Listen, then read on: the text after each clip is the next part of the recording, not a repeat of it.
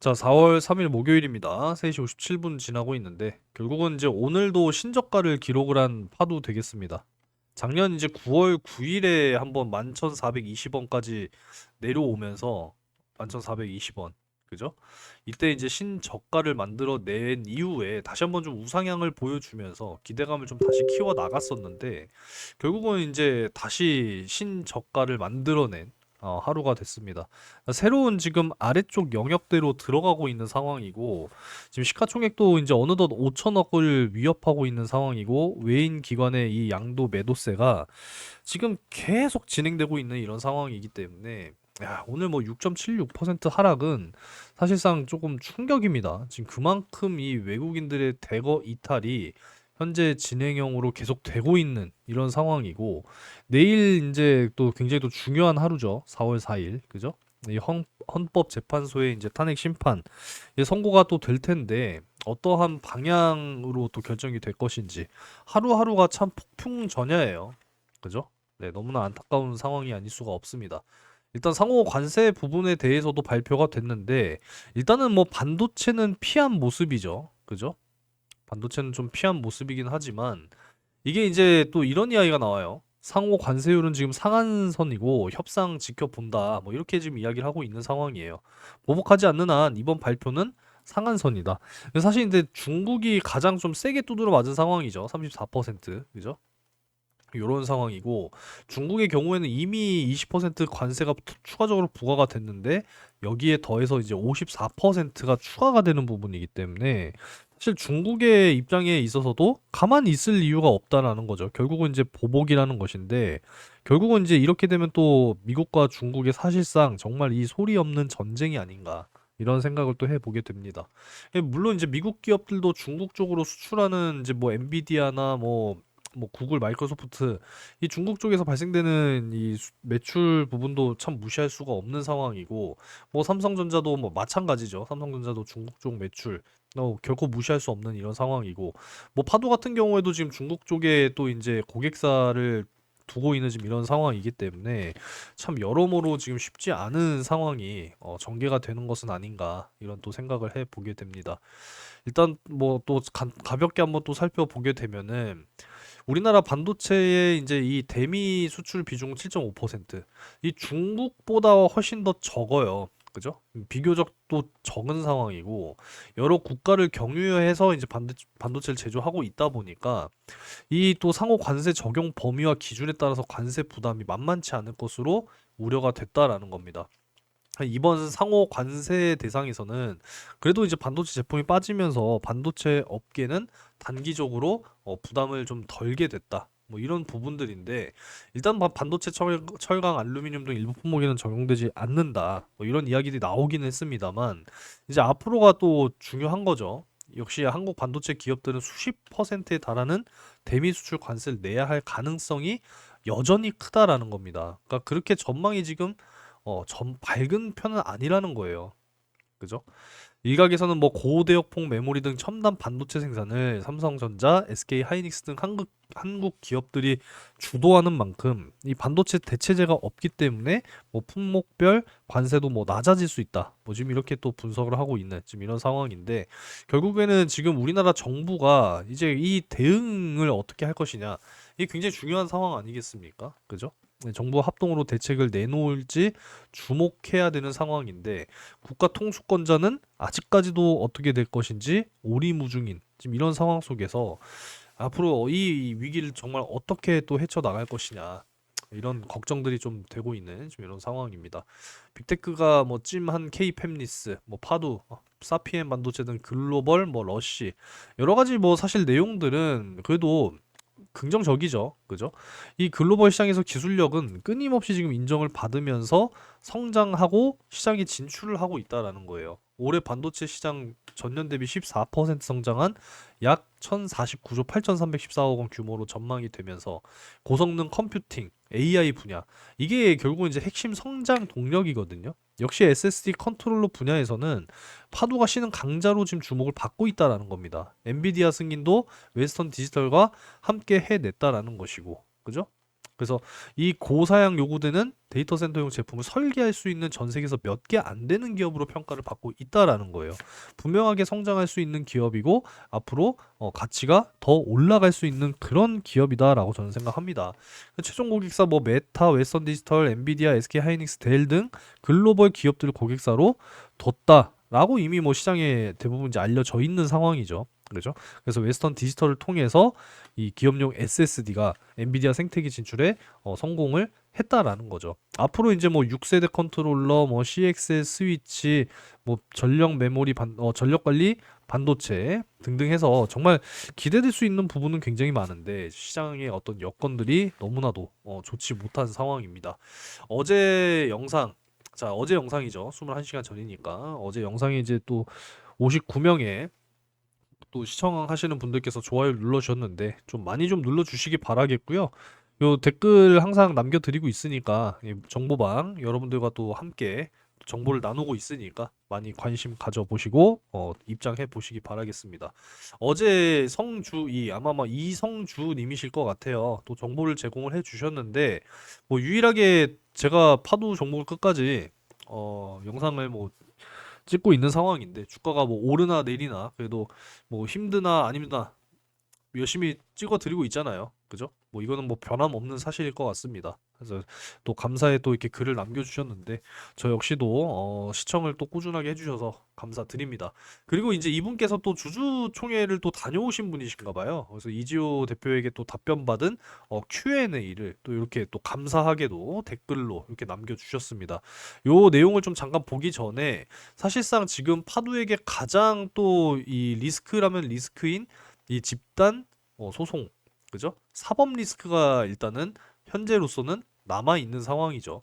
물론 뭐 몇백 명, 몇천 명 그렇게 소송을 한 게 아니라 일부 이제 소수의 인원이 진행을 하고 있는 이 집단 소송, 사법 리스크 여전히 현재 남아 있는 리스크 중에 하나다라는 겁니다. 그리고 추가적으로 이제 또 이 앞으로의 어떤 매출 부분에 있어서 이제 매출이 또 저조하게 된다라고 했을 때는 결국은 재무제표가 또 망가지면서 회사의 또 이제 자본 부분이 또 걱정될 수 있는 뭐 그런 이제 또 상황이 연출될 수 있다라는 거죠. 그래서 이런 부분들에 대한 어떤 우려 그리고 또 추가적으로 이제 앞으로 4세대 남은 4세대의 어떤 재고 처리와 이제 5세대 얼마나 안정적으로 매출을 앞으로 낼 수 있을 것이냐 그리고 앞으로 6세대 과연 매출은 언제부터 이제 발생이 좀 될 수 있을 것이냐 뭐 이런 여러 가지들의 내용인데 일단 뭐 실적 관련 사항 24년 4분기 적자가 심한 이유가 그럼 도대체 뭐냐 이 젠4 4세대라는 거예요. 4세대. 그죠?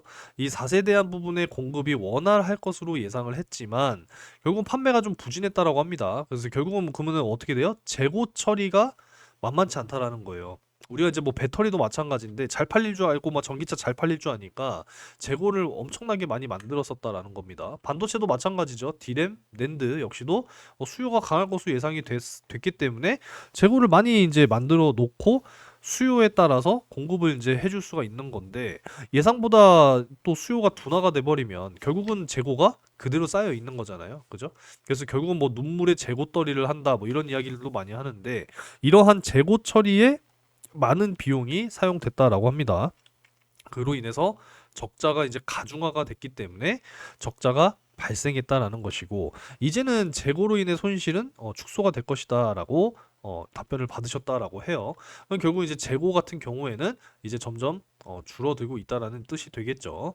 그리고 이제 차세대 컨트롤러 이 6세대라는 거예요. 6세대. 그래서 이것에 대한 개발비 역시도 작년에 이미 다 반영이 됐기 때문에 올해의 실적에는 반영이 되지 않을 예정이다라는 겁니다. 그래서 이미 지출이 됐다라는 것이고 이미 다 반영이 돼서 공시가 됐기 때문에 이번에는 이 개발비 부분에 대해서는 공시가 안 나온다라는 이야기가 되겠죠. 그래서 이런 부분들은 좀 상당히 긍정적이다라고 생각을 하는 것이고 이 올해 적자가 심해지게 되면 앞으로 이제 또 연구 개발 비용 뭐 예를 들어서 이제 R&D 비용이라든지 그리고 뭐 인건비라든지 뭐 여러 가지 또 회사를 운영해야 하는 기본적인 비용들이 또 확보가 돼야 되는 부분이잖아요. 그래서 유상증자 그래서 주식 수를 더 늘려서 과연 자금을 융통할 것이냐 뭐 그런 뜻인데 충분히 적자 손실을 만회할 수 있는 수준이기 때문에 유상증자는 진행하지 않을 것이다. 그죠? 재무제표만 봐도 알 수 있어요, 여러분들. 지금 현재 파두가 보유한 자산 자체는 부채 대비 넉넉하게 지금 확보가 되어 있는 상황이기 때문에 굳이 뭐 유상증자를 진행하면서 자금 확보를 할 필요가 없다. 이렇게 좀 이해하시면 되겠고, 지속적으로 적자가 지금 확대가 되고 있는데 언제쯤 흑자로 전환될 예정인가요? 그러니까 결국에 기업이 가장 중요한 것은 결국은 돈을 잘 벌어야 돼요. 그죠? 아무리 뭐 연구개발 미친 듯이 하면서 자금 투입을 하더라도 결국에 이게 성공으로 이어져서 매출로 발생이 되지 않는다. 돈을 벌 수 있는 회사여야 주가가 올라가지. 돈을 벌 수 없는 회사라면은 안 되잖아요. 그죠?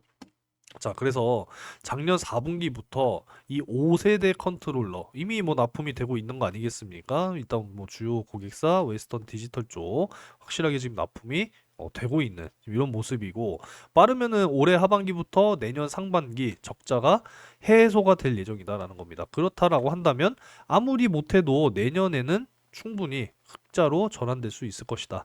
그래서 전전날 찍어드렸었던 제 영상에서 잠깐 보여드리면 아마 이제 요 영상일 것 같은데, 이때도 이제 어떤 한 분이 주주총회 다녀오셔서 이렇게 이제 댓글을 또 하나 남겨주셨잖아요.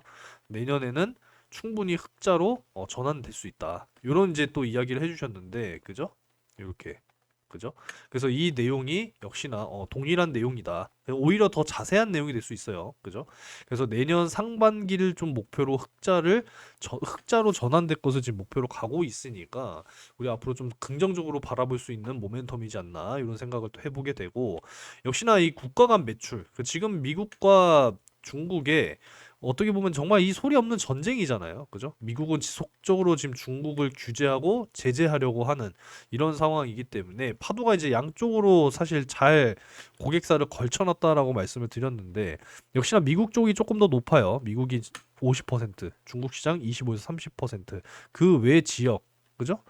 이거 중국 시장, 미국 시장 역시나 만만치 않은 그런 상황이다 보니까 역시나 이번 관세 전쟁으로 인해서도 적지 않은 타격이 발생될 수 있다. 뭐 이렇게 좀 예상을 해볼 수가 있겠고, 결국은 이제 빅테크 업체 거래 어느 정도 진행이 되고 있느냐. 올해는 이제 2개에서 한 3개 정도 확보가 될 예정이고, 내년부터는 5개까지 확보할 수 있도록 노력할 거다라는 겁니다. 아직 이제 확정이 된 게 아니라는 것을 우리가 좀 알 수가 있겠죠. 그죠? 확정이 되는 게 아니고 노력할 것이다라는 것이기 때문에 이것은 좀 반드시 현실화될 수 있도록 목표를 확실하게 좀 잡고 파도가 가야 하지 않나, 이런 생각을 또 해보게 됩니다. 일단 현재 주가 13,000원, 지금 뭐 현재 13,000원이 아니라 오늘 기준으로 뭐 1650원 이렇게 지금, 오늘 종가 얼마인가요? 1350원이네요. 1350원 기준으로 한참 지금 너무나도 좀 이제 뭐 말씀드리는 저도 상당히 좀 짜증이 나는데, 일단은 뭐 공모가 31,000원이 적정하다고 봅니다. 이렇게 또 이야기를 했다라는 거예요. 그만큼 지금 더 올라갈 수 있는 그런 가치를 보고 있다라는 거죠.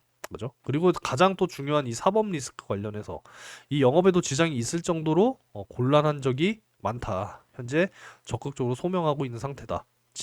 이 집단 소송은 13명이 그러니까 제가 소수라고 말씀드렸죠. 그래서 13명이 진행 중에 있고 현재 초기 국면이다. 예전에 그 동양 쪽 있잖아요. 동양 쪽. 이 동양 쪽의 그 집단 소송 사태 10년 만에 사실 무죄가 그 판결이 났거든요, 결국은. 그래서 쉽지 않다. 물론 이제 뭐 집단 소송 하신 분들의 마음도 이해를 하고 하지만 쉽지 않아요. 그죠? 그래서 이 이지호 대표의 또 외국 출장 이거 제한이 됐었다라는 것이거든요. 됐었어요, 실제로. 네. 근데 이제 외국을 나가서 영업을 정상화할 수 있는 상황이다. 그러니까 결국은 이제 이 오너도 굉장히 사실 중요한 거잖아요. 그죠? 기업에서 이제 오너 리스크가 있으면 안 되는 부분인데, 이 집단 소송에 대한 리스크는 있지만 그래도 지금 외국에 나가서 주요 고객사를 또 만나서 또 영업을 할 수 있는 뭐 그런 상황이기 때문에 이런 부분들에 대한 우려는 크지는 않다. 이렇게 좀 말씀을 드릴 수가 있겠습니다. 어찌됐건 이 5세대 제품, 타사 제품과 비교해보면 예전처럼 이제 압도적으로 기술차를 보여주지 못하고 있는 것 같다라는 질문을 또 하셨는데, 결국 주요 경쟁사는 뭐 삼성전자, 마이크론, 마벨 정도죠. 그죠? 그 외에 제조회사 마블은 고객 확보를 하지 못하는 상황이다. 그래서 결국 삼성전자, 마이크론, 파두 이렇게 3대장이다라는 거예요. 그죠? 현재도 그렇지만 앞으로 나올 당사 제품들 타사 대비 뛰어난 성능을 보여줄 것이다 라고 지금 예측하고 있다라고 합니다. 일단 뭐 전력 반도체 같은 경우에는 올해 하반기, 그리고 6세대의 경우에는 내년 말부터 매출에 포함될 예정이라고 하니까 이렇게 좀 참고하셨으면 좋겠습니다.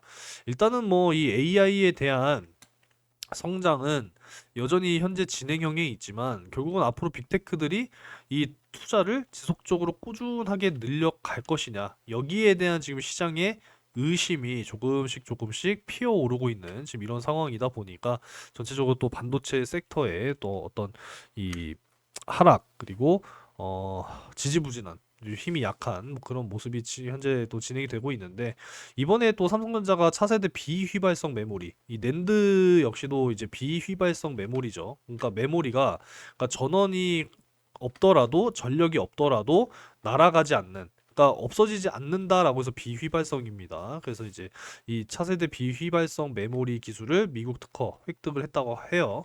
뉴로모픽을 구현했다라고 하는데, 인간의 뇌를 이제 모방했다고 해서 뉴로모픽이거든요.